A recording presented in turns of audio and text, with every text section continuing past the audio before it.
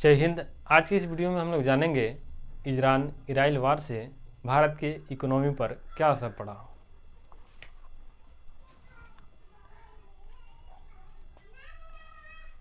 Iran vs Israel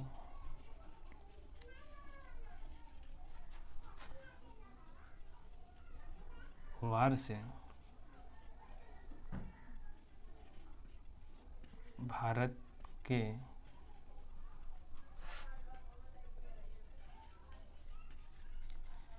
economy पर क्या असर पड़ा।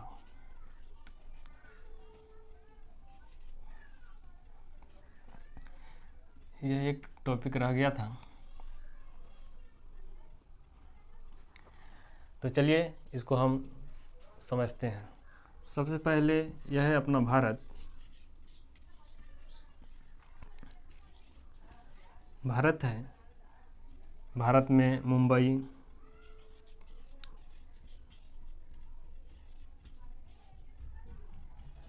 मुंबई हाई,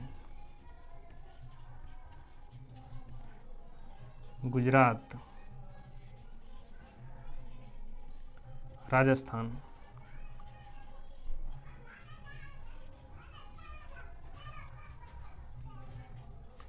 असम आदि स्थानों से भारत में 15 से 20% जो है तेल यानी कच्चा तेल कुल लागत का प्राप्त होता है। साथ ही जो भारत देश है वह 140 करोड़ जनसंख्या है, तो उन सभी के आवश्यकताओं की पूर्ति के लिए भारत जो है 80 से 85% जो पेट्रोलियम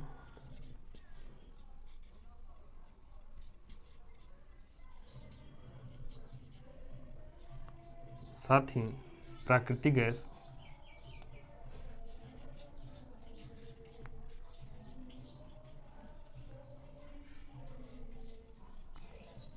आयात करते हैं।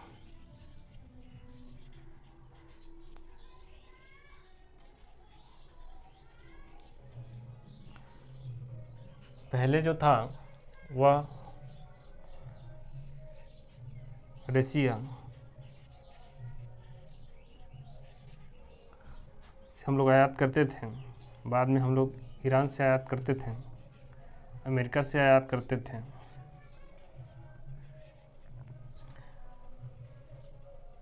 तो देखिए हम लोग आखिर पेट्रोलियम और प्राकृतिक गैस क्यों आयात करते हैं। सबसे पहले पेट्रोलियम है, किसी भी वाहन को चलाने के लिए या फैक्ट्री है उसमें किसी मशीन को चलाने के लिए पेट्रोलियम का इस्तेमाल किया जाता है। साथ ही जो प्राकृतिक गैस है इसका हम लोग उपयोग, जैसे आप लोग देखते होंगे कि घर में जो है भोजन बनाने के लिए, साथ ही जो सीएनजी जो गाड़ी चलता है उस गाड़ी को चलाने के लिए प्राकृतिक गैस की आवश्यकता पड़ता है।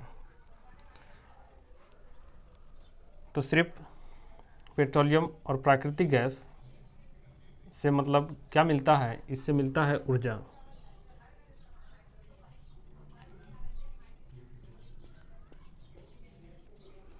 देखिए ऊर्जा एक और चीज़ से मिलता है, जैसे सूरज के प्रकाश है उससे भी ऊर्जा मिलता है। साथ ही जैसे बिजली हो गया,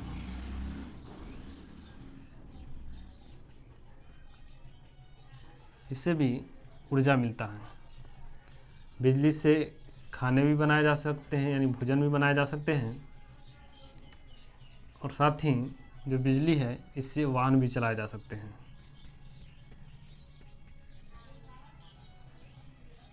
लेकिन जो वायुयान है उसको उड़ाने के लिए पेट्रोलियम की आवश्यकता होता है। आप लोग इस इमेज में देख सकते हैं कि किस स्तर पे जो पेट्रोलियम है उसको प्राप्त किए जाते हैं। देखिए, सबसे पहले जो बिजली है, बिजली बनाने के लिए दो चीज़ आवश्यक होता है। सबसे पहले है कि टरबाइन,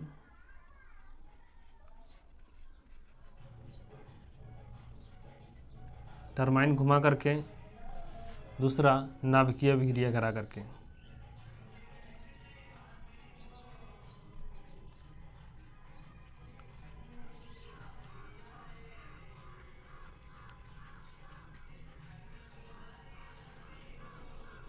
नाभिकीय अभिक्रिया करा करके।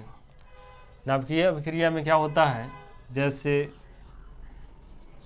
बहुत सारा, मतलब मान लीजिए बहुत बड़ा घर रहता है और उसमें जैसे आप लोग समझ सकते हैं कि घर में कुकर है। कुकर में जैसे हम लोग खाना बनाते हैं और उसमें पानी रख देते हैं और उस पानी को गर्म होने देते हैं। पानी गर्म होता है तो भाप बनता है और उसके ऊपर अगर टरबाइन लगा दे तो टरबाइन भी भाप बनेगा तो घूमेगा।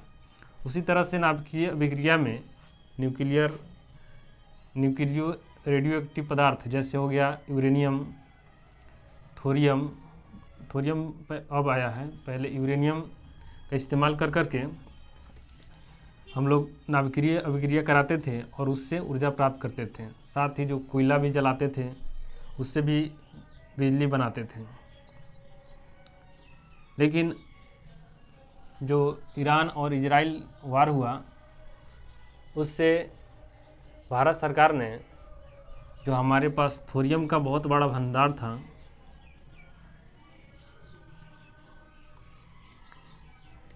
इससे पहले बिजली नहीं बनता था।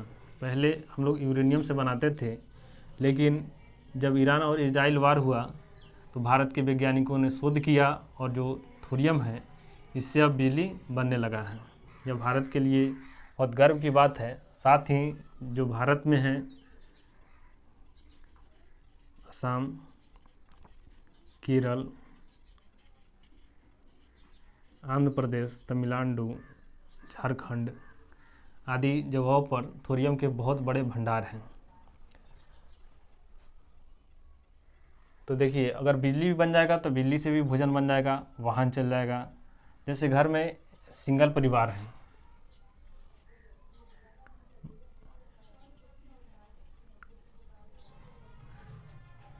सिंगल परिवार है, मतलब सिंगल परिवार कहने का मतलब है कि एक पति है, एक पत्नी है और उनके 2 बच्चे हैं। इनको मतलब सिंगल परिवार कहा जाता है, मतलब छोटा परिवार है।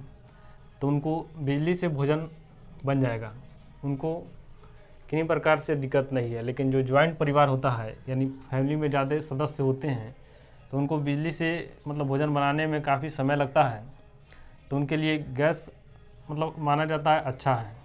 लेकिन जो आप लोग देख रहे हैं कि गैस के जो लाइन है, मतलब जहाँ से गैस लोगों को मिलता है वहाँ पे बहुत बड़ा भीड़ लगा है। क्योंकि जो ईरान और इजराइल वार हुआ उससे जो हरमुज का जो जगह है वहाँ से जो भारत गैस का आयात करता था वहाँ पे रोक लगा दिया गया है। मतलब वहाँ से जो बैरियल है वो कम पास हो रहे हैं, इसलिए भारत में गैस थोड़े कम मिल रहे हैं। लेकिन लोगों के बीच मानसिकता एक और बढ़ गया है। जो लोग पहले गैस कम उठाते थे वे लोग भी अब जाते हैं और गैस के टाइम से लाइन लगाते हैं, कहते हैं कि हमें गैस मिल जाए। और साथ ही जिनको आवश्यकता नहीं होता है, मतलब एक फैमिली में 10-12 परिवार है, वो लोग भी गैस उठा लेते हैं। कहते हैं कि उठा लेंगे, जब आवश्यकता लगेगा तो यूज करेंगे, वरना दूसरे से हम अधिक दाम लेकर के बेच देंगे। देखिए, ऐसे भारत की इकोनॉमी पर ज़्यादा असर नहीं पड़ेगा इसका, मतलब ज़्यादा देखने को नहीं मिलेगा, क्योंकि भारत में 140 करोड़ जनसंख्या है। सोचिए, अगर 140 करोड़ जनसंख्या है, अगर भारत सरकार को 1-1 रुपये टैक्स दिया जाए तो 140 करोड़ मतलब हो जाएगा। समझ सकते हैं भारत के पास कितना है। उसके बाद जो भारत है यह धर्म प्रधान मतलब राष्ट्र है। यहाँ पे हर समय देखते होंगे कि कोई ना कोई हमेशा पर्व त्यौहार आते रहता है। तो जो पर्व त्यौहार आते हैं, साथ ही जो भारत के कल्चर है उसमें बहुत सारे प्रोग्राम होते रहते हैं, उनको करने के लिए देखते होंगे कि मंडी जो है, मंडी में किसी प्रकार के कमी नहीं आता है, मतलब लोग सामान अधिक खरीदते हैं। जब सामान खरीदेंगे उन पर टैक्स लगेगा तो भारत सरकार को मुनाफा होगा। साथ ही जो भारत है, वे जो तेल हैं वह 45 दिन के मतलब स्टोर करके रखे हैं। और साथ ही जो पेट्रोलियम है उसमें एथेनॉल मिलाकर के 20% अब दिया जाएगा, ताकि जो आवश्यकता है लोगों की, मतलब अधिक लोगों की आवश्यकता पूरा हो। इससे आप लोग देखेंगे कि जो वाहन हैं वो जल्दी जल्दी ख़राब होंगे तो वाहन का महंगाई बढ़ेगा। साथ ही जो प्राकृतिक गैस कम मिल रहा है उससे आप लोग देखेंगे कि प्राकृतिक गैस से जो खाद बनते थे यूरिया, वो भी कम बनेंगे, तो यूरिया के दाम में थोड़ा बढ़ोतरी आप लोग को देखने को मिलेगा। लेकिन खास उसका असर भारत पर देखने को नहीं मिलेगा। साथ ही ईरान इजराइल वार से भारत में आप लोग देखें कि थोरियम के युद्ध से अब बिजली बनने लगा है। साथ ही आप लोग देखे होंगे कि जो मोमो वाले होते हैं, यानी वो क्या करते हैं, पेट्रोल रख लेते हैं इसमें और एक जार में पानी रख लेते हैं और इसमें एक पाइप लगा देते हैं।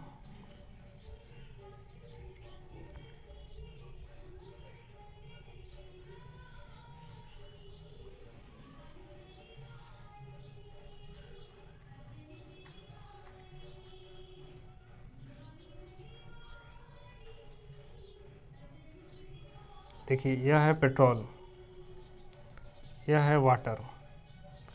इससे बाहर से हवा देते हैं और जो यह हवा है अंदर जाता है, पेट्रोल पर पड़ता है, तो पेट्रोल जो है जल्दी वाष्पित होता है और एलपीजी बनाता है। यहाँ से जो एलपीजी है पानी में आकर के फ़िल्टर हो जाता है और बाहर निकलता है, क्योंकि जो एलपीजी है वो पानी में डिजॉल्व नहीं होता है। और यहाँ से मतलब अग्नि जला करके खाना भी लोग बना रहे हैं। साथ ही आप लोग देख रहे होंगे कि जो इस तरह से प्लेट लगा दे रहे हैं और जैसे ही सूरज का प्रकाश आ रहा है यहाँ पे लेंस लगा दे रहे हैं, तो सब प्रकाश एक ठिया इकट्ठा हो जा रहा है और जो बर्तन है उस पर फोकस पड़ रहा है और उससे भी लोग भोजन बना रहे हैं। साथ ही आप लोग देख रहे होंगे कि जो पहले लोग बिजली से खाना नहीं बनाते थे, वे लोग अब बिजली से खाना बनाने लगे हैं। मतलब यह दिखा रहा है कि भारत में जो है जब आवश्यकता पड़ रहा है तो लोग अपने आवश्यकताओं की पूर्ति के लिए नए नए चीज़ सोच रहे हैं। तो आप लोग यह देख लीजिए, बिहार के जो शिक्षा मंत्री हैं श्री सुनील कुमार जी, उनको यह सोचना चाहिए कि जो भारत है यह तभी आगे बढ़ सकता है जब बिहार प्रगति करेगा, क्योंकि बिहार में जो शिक्षा व्यवस्था है वो बहुत ही पिछड़ा है और साथ ही जो उद्योग धंधे हैं वो भी बहुत कम है। उसको सुधारने के लिए ज़रूरी सबसे ज़्यादा है कि यहाँ जो शिक्षा है उसमें टेक्नोलॉजी बच्चों को ज़्यादा सिखाया जाए। जैसे आप लोग देखते होंगे कि जो छोटा बच्चा है वो छोटा ही होता है, उसका पैर भी नहीं पहुँचता है तो साइकिल पर चढ़ जाता है और साइकिल को हाँकने लगता है। साथ ही मतलब ये कहने का मतलब यह है कि उसके पास अगर सामान हो जाएगा तो वो उस चीज़ का यूज़ करने लगेगा। जो बच्चे हैं आजकल ज़्यादा फ्री फायर खेलते हैं, पबजी खेलते हैं, वो सब गेम से ऐसे कोई फ़ायदा नहीं होता है। तो जो भारत सरकार है उनको सोचना चाहिए कि अच्छा अगर बच्चे गेम खेल रहे हैं तो गेम में ही परिवर्तन लाना चाहिए। जो लेवल है, जैसे ही लेवल बीते तो उनसे 10 सवाल करने चाहिए एग्ज़ाम से रिलेटेड, जिनका तैयारी वो कर रहे हैं उन ऐसे बनाने चाहिए गेम को।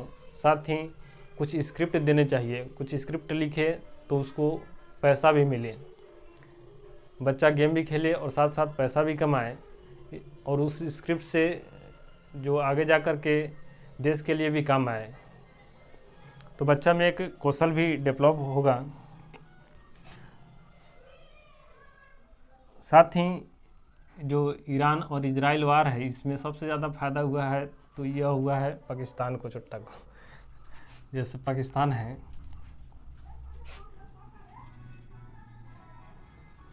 मान लीजिए पाकिस्तान है, तो यह क्या किया है कि जैसे ईरान और इजराइल वार हो रहा है तो उसमें जो हरमुज जल संधि है उसमें जा कर के पाकिस्तान के हैं तो जा कर के ईरान से बोल रहे हैं कि कुछ रहम कीजिए, हमारा मतलब यदि कम से कम टैंकर यदि जो बैरियल है उसको पास होने दीजिए। तो कहते ठीक है, तुम बहुत गरीब आदमी हो, तुम पास कर लो। तो 10 उसका मतलब मान लीजिए बैरियर है और 10 मतलब सबमरीन है, मतलब दूसरे का भी है, 10 उसका है 10 दूसरे का है, तो दूसरे का भी मतलब अपना झंडा लगा करके दूसरे का भी पास करा दे रहा है और उससे टैक्स ले रहा है, मतलब ऊपरवारी कमा ले रहा है। वो सबसे ज़्यादा चोट्टा पाकिस्तान को इससे फ़ायदा हो रहा है।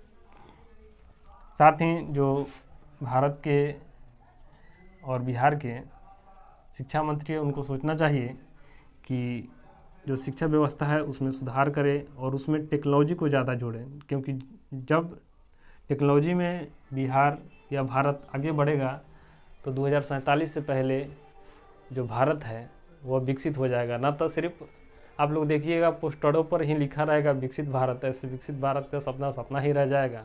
देखिए कल हम आपको NCERT क्लास 7 1 से लेकर के 18 अध्याय संपूर्ण अध्यायों का ऑब्जेक्टिव क्वेश्चन हम आपके समक्ष रखेंगे। तो उससे पहले आप लोग उसके जो थ्योरी है उसको आप लोग पढ़ लीजिएगा। मिलेंगे कल, तब तक के लिए जय हिंद।